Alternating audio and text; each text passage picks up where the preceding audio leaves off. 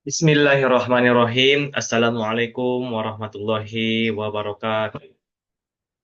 Perkenalkan, saya Ibrahim Rauf Rangkuti sebagai calon guru ahli pertama, guru sejarah di Satuan Kerja Madrasah Alia Negeri 1, Padang Lawas.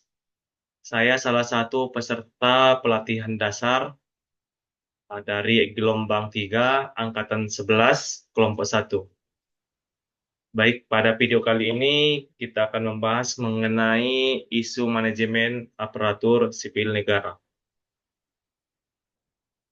Jadi, manajemen ASN dalam pengelolaan ASN untuk menghasilkan ASN yang memiliki jiwa profesional, memiliki nilai dasar, memiliki etika dan juga profesi, bebas dari intervensi politik, dan juga bersih dari praktik KKN, korupsi, kolusi, dan juga nepotisme.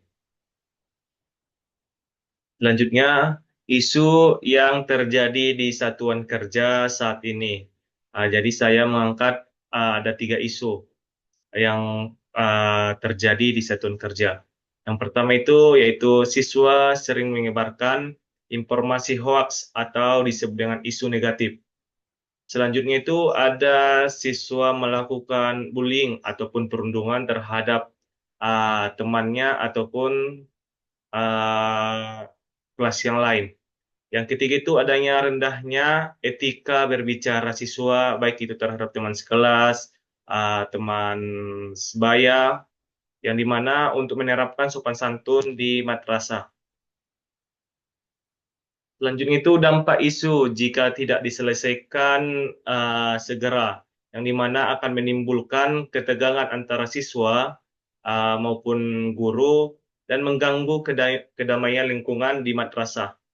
Yang kedua itu akan menimbulkan korban trauma dan menurunnya semangat belajar pada korban dari bullying tersebut. Yang ketiga itu ada etika akademik tidak terpenuhinya sehingga sopan santun siswa telah menghilang baik kepada guru maupun sesama kawan madrasahnya ataupun teman sekelasnya. Nah, di sini ada keterkaitan dengan manajemen ASN. Jadi ASN ini harus memiliki tanggung jawab untuk bersikap profesional ketika di lingkungan kerja ataupun madrasah dan menjadi contoh yang baik untuk siswa maupun sesama rekan kerja. Nah, yang kedua itu ASN, calon ASN harus menjadi agen literasi digital, membimbing siswa dalam memilih dan juga memilah informasi dan bersikap kritis. Ada juga integrasi pendidikan anti hoax dan juga anti bullying dalam kurikulum dan kegiatan sekolah. Nah, di sini ada analisis isu, saya menggunakan teknik USG, yang dimana isu yang tadi itu ada 3, siswa menyebarkan informasi hoax atau isu negatif, yang dimana menjadi prioritas pertama. Yang kedua itu ada siswa melakukan perundungan ataupun bullying, yang dimana menjadi prioritas kedua. Yang ketiga itu ada rendahnya etika berbicara siswa ataupun kurang sopan santun di madrasah. Jadi berdasarkan analisis USG, isu siswa menyebarkan informasi hoax atau isu negatif memiliki prioritas paling tinggi. Di sini bisa kita lihat U-nya ada 5, S-nya ada 4, G-nya ada 5, sehingga nilainya itu ada 14. Nah, ini adalah fishbone, yang dimana diagram fishbone-nya. Analisis pemecahan masalah. Di sini ada yang pertama itu hoax atau isu negatif, yang dimana kurangnya pengawasan guru, pengaruh media sosial yang sering kali terjadi di sekitaran madrasah, kurangnya literasi digital. Nah, yang kedua itu ada etika berbicara rendah, yang dimana tidak ada pelatihan etika, kurangnya teladan dari lingkungan madrasah, kurangnya pembiasaan sopan santun. Nah, ada juga bullying, perundungan, yang dimana kurangnya pengawasan, tidak ada sanksi tegas, dan juga adanya budaya yang sering terjadi di tempat-tempat, yaitu budaya senioritas. Nah, di sini ada gagasan kreatif yang dimana program madrasah digital yang gagasan kreatif, pelatihan literasi digital untuk siswa dan guru menggunakan metode gamifikasi, yaitu kuis online, lomba konten positif. Yang kedua itu ada tim cek fakta madrasah, yang dimana membentuk kelompok siswa sebagai pengawas internal yang bertugas memverifikasi berita sebelum disebarkan di grup dan juga di masyarakat madrasah. Yang kedua itu ada sahabat madrasah, yang dimana mentoring program yaitu menggabungkan siswa senior dengan junior dalam kelompok belajar sehingga memutus budaya-budaya yang biasanya itu senioritas negatif.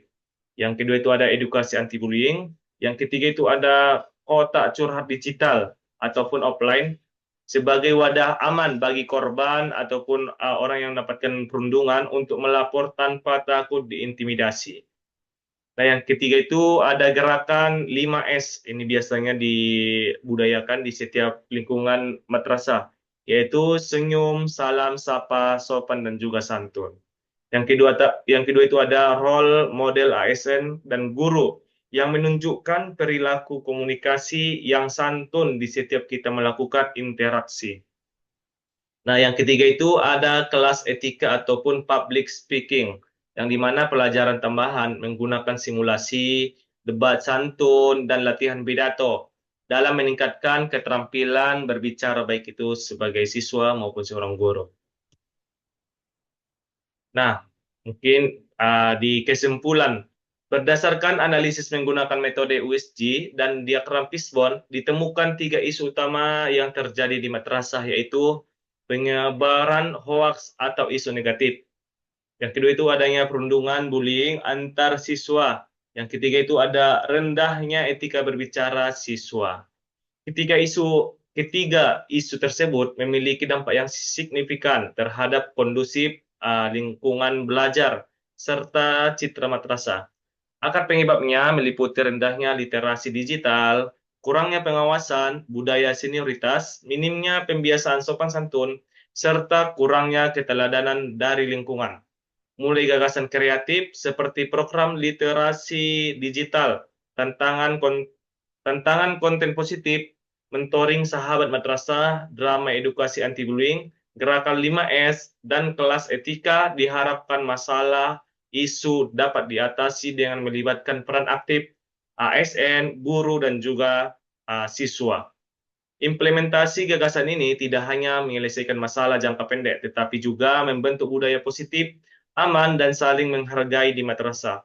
Dengan demikian, madrasah dapat menjadi lingkungan belajar yang sehat, bebas dari hoaks, perundungan, dan perilaku tidak sopan santun, serta mencetak generasi yang berkarakter dan juga kuat. Mungkin cukup sekian video dari saya. Terima kasih. Apabila ada yang salah, saya mohon maaf. Assalamualaikum warahmatullahi wabarakatuh.